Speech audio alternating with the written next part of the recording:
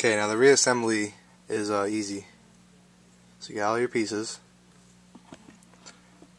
and you want to start off by taking the firing pin and putting the spring back on. Then take the bolt body, this is the front of it, put everything right back in it. Get your wood again,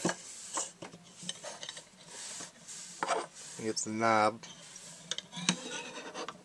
press down, screw it back on.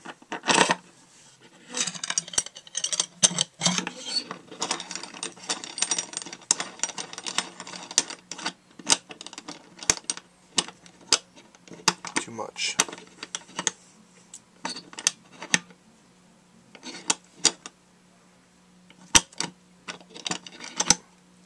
Alright, perfect. There's a little too much out, but just get your tool right here. Just want to make it flush and have the lines line up. So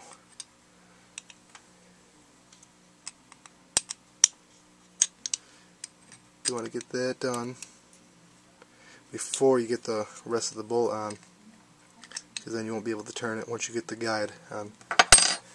Okay, so right now the bolt is right where you need it. You don't want it like this, like sometimes that's how it gets screwed on, because the bolt is now engaged, you know, it's cocked back. If it's like that, you just want to turn it to the side, decock it or whatever. Then you take your guide, and it's got it's an oval shape right in there, and so isn't the neck of this. So right now it's all lined up. Put it right on, and it'll sit right down in there, just like so. Then you get the bolt head, extractor, whatever you want to call it, and then just match all the lines up, all the grooves in there. Just want to match it up with that one right there and down there. So just get it on there, turn and pull up a little bit, let it sit. Now it's complete, and then you want to carefully take it, just turn it slightly. You don't want to pull it back too far, you'll lose everything. The bolts put back together. Go back to the gun. Press the trigger again. Slide it in.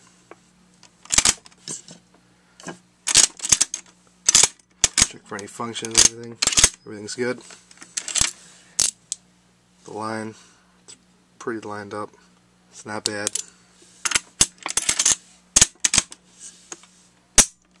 Everything works as it should. And there you have it.